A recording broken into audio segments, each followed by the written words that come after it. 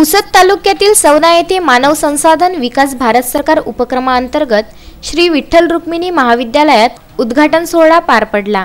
या उपक्रमांतर्गत 15 दिवस महाविद्यालयामध्ये विविध पर्यावरण संवर्धन आणि स्वच्छता या विषयांवर कार्यक्रम घेण्यात आला। तसेच वृक्षारोपणाचा कार्यक्रम देखील राबविण्यात आला।